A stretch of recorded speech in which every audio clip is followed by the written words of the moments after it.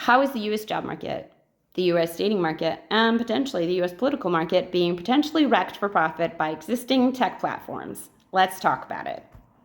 Hi, my name is Sarah Trumbull. I am the founder and CEO of the Job Applicant Perspective, and I also write a column for the Pink County Journal. I am fascinated by the evolution of modern talent acquisition. It's my passion and my business. Now, to be clear, I'm talking about invisible clickbait. The type of posting an algorithm is likely to feed one stakeholder on a two-stakeholder platform, but never the other. This type of thing would waste their time, like fake jobs, fake dating profiles, or feed their confirmation bias, like in a political marketplace. And on normal social platforms, everyone enters for a variety of reasons. So the clickbait is obvious to everyone. Cat videos, Dr. Pimple Popper, or ASMR, or babies and weird animal friends. But on a two-stakeholder marketplace, that isn't true anymore. Usually a company, product, in a two-stakeholder marketplace gains profit by addressing the need and calming the market. But a social media platform operates in a completely different way. Disney is a two-stakeholder marketplace in the real world. It markets Mickey Mouse to the kids for the purpose of the parents buying things. Like Cinderella isn't for a 45-year-old man. Usually the target customer is his 10-year-old daughter, which causes him to spend. But social media platforms are a different kind of product in a two-stakeholder market. They are in the market, a two-stakeholder marketplace, but after both of the stakeholders leave that product that was built to help them connect, each stakeholder will not see the other one ever. In fact, the only way they tend to see each other in a remote hiring way is through that platform. It'd be like if after dad and his daughter left Disney, they never saw each other again. As such, in that case, Disney would have a pretty unique opportunity. In the normal case, dad and daughter leave Disney and parents and kids download to see what they like or didn't like and decide whether or not it's right for them to use it again. Also in the case of Disney, while dad and daughter are there, they literally walk through Disney together, and while their emotional reality of the experience will always be individual, the factual reality of their experience will be mostly well understood by each of them. It's just fact. Job platforms and social platforms in general operate entirely differently. Algorithms might make the person into sewing experience on Facebook very different than the person into the Philadelphia Eagles. We know it does that. We're hoping it do that. That's why we like it. We expect it and we laugh about it. But think about how that works in a two-stakeholder marketplace, where the people into sewing never got to realize that the people into the Eagles were experiencing the app so differently. As a person in sewing, you might be regularly commenting to your friends about how those Philadelphia people just don't really have the same dedication to cloth.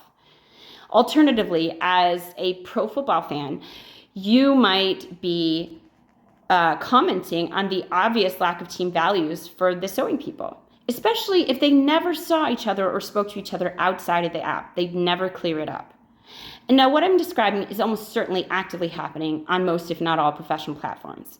It is an easy market to try out this kind of profiteering because as the tradition of don't badmouth your former employer is fertile ground for this kind of social engineering, whether it's intentional or not.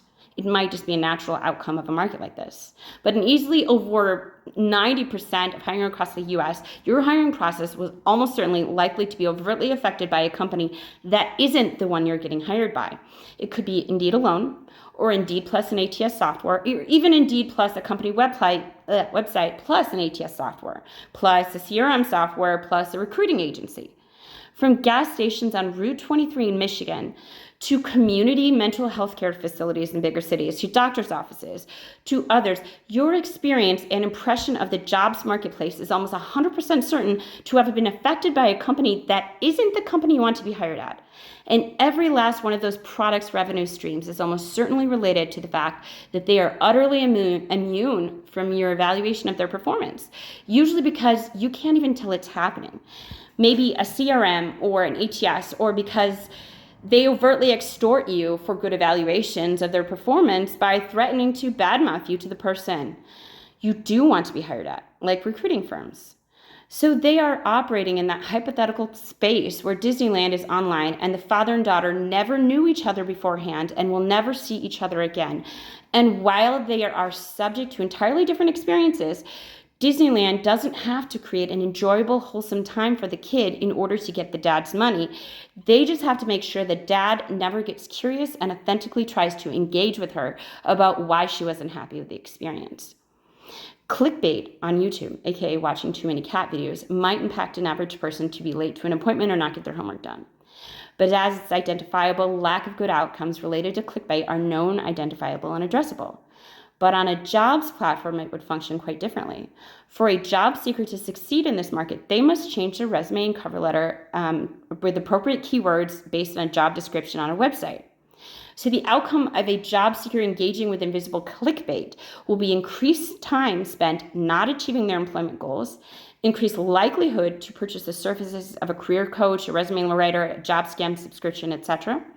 Also, the increased chance to fall for more serious employment schemes out of desperation, things like scams like identity theft, as well as increased use of unemployment or welfare services, decreased credit score from inability to pay, foreclosed loans and evicted families, probably marriage issues, that and a doubling down of time spent on Indeed. For an employer, they don't see why it's happening in the market. They just see end outcomes, increased time spent unemployed, increased foreclosures and evictions while people complain about how hard it is to type on a computer. And yet, their job that needs people is still open, aka no one wants to work. Indeed makes money because job seeker is even more intensely on that platform and so is desperate. And the employer is more desperate and so they're likely to sponsor. How might that play itself out in the dating marketplace? This is what I don't know. What would the clickbait be like? I would guess the unavailable women.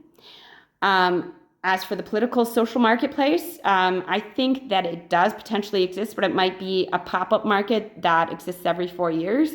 And again, the supposition is a supposition. I'd be open to insight. But basically, thinking it through, the percentage of that kind of clickbait across the platform might be under the CEO's or strategist's control. They might not know all of it. Nobody's perfect, but they might have a pretty good idea. But if they weren't good at algorithms and they were only good at profit, they might not realize how the percentages of clickbait across the platform would be disproportionately served to the users on the platform most likely to click on it, aka political extremists, long-term unemployed, incel types, people who are deeply upset already due to circumstances unrelated to the platforms. I mean, real-world cost, if you could prove this was happening, I wonder how much havoc in the U.S. jobs market, how many shuttered small businesses, and evicted Americans, how many political extremists, how many murdered women by incels driven to the edge could be laid at the feet of social platforms and two-stakeholder marketplace that were profiting off the invisible clickbait that only one side of the market could see.